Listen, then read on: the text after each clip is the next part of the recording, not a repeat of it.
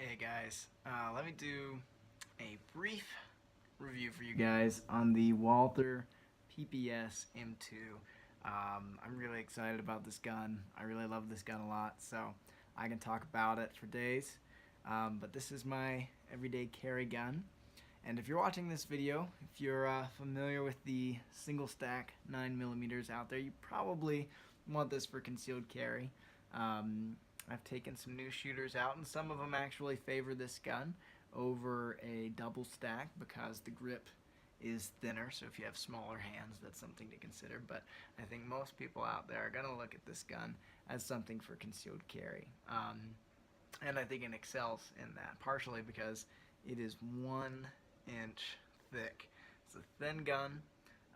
It's a little bit heavy for a gun in its class. There is some significant competitive offerings out there. Excuse me. The Smith & Wesson Shield and the Glock 43 compete well with this gun, as well as the Ruger LC9S and the Springfield XDS. What drew me to this gun, I took them out and I shot all of those. I rented them from a range. This gun is a little bit heavier than, say, the Glock 43, which also shot very well for me. And that translated into this being a little bit more controllable when rapid firing, at least for me. This is all my preference. Any of those guns are going to be good and going to be reliable. I also was able to induce some malfunctions with those range guns just by limp wristing them.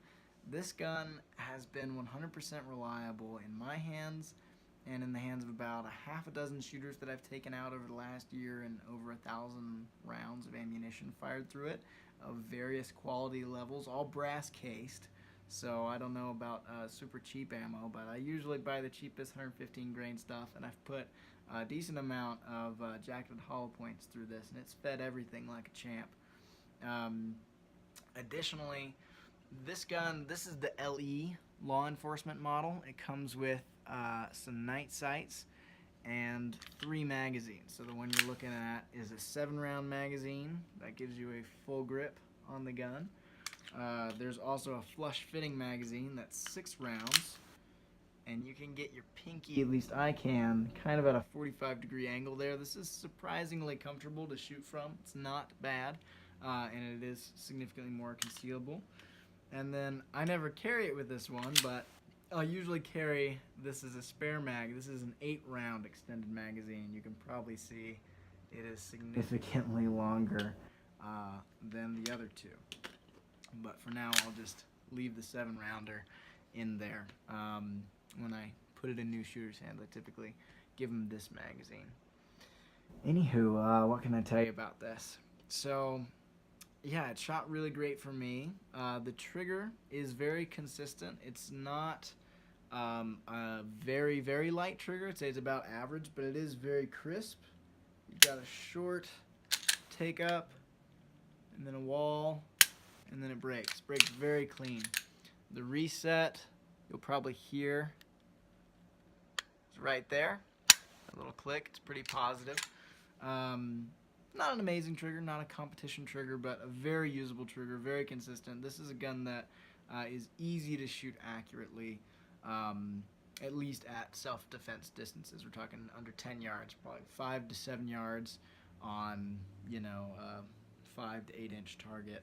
That's where this gun is really going to excel. And, drawing from concealment and firing. This gun does that job very, very well, which is why I carry it. And I've said before on camera that if I could only own one gun, this would be the gun that I want to own for that very reason. And this is the first gun I ever purchased. I owned guns before this, but this is the first gun that I didn't use birthday money or Christmas money, but just my own hard-earned cash to buy right when I turned 21. So, with the accessories it comes with, the only thing I would add is a good holster and a good mag carrier if you want to carry a spare mag, which is a wise idea. I have some Tolster holsters, and I can go into those if you're interested in another video. Let me know. Thank you very much for watching. I will say a quick word on the sights. I said these are night sights, which is true. They glow in the dark, and they are visible in pretty much every lighting condition I've put them in, from noon to sunset to a pitch black bathroom for testing, right, with no windows open. They work very well. This is the second sight the second rear sight that's been on this gun. The one that came on it is right here, and my finger's blocking what's important for you guys to see. Again, there we go. And so you can see that there's one of those little yellow-green dots missing, and that fell out just under normal shooting conditions, so that can happen. Walther was very good, though. They sent me a new sight, and it was not too hard to replace. So you need a few tools, but nothing terrible. So I would highly recommend this gun, guys. It's awesome. It's very easy to field strip, as are most guns in this class. Comes right apart. There's your slide rails for you guys that are looking for unusual wear patterns. I don't think you're gonna find any here. There's some brass shavings in there because I need to clean this gun. But comes apart easy, goes right back together. This would be a good first handgun. Those other guns that I mentioned, also good. If you're only gonna own one gun, I think it should be something like this. Well, this would be my recommendation. It's a good shooter.